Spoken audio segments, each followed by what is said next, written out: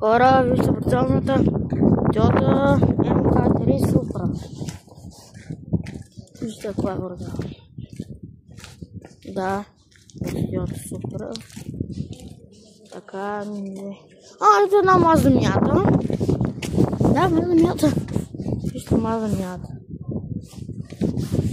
Не повярвам човек и в България да има Mazda Miata. Ето. Нека да разглеждаме другите. Гледайте каква красавица. Дори никой не се през живота не такава. Ама какво е? Паспорта. Ето една селика.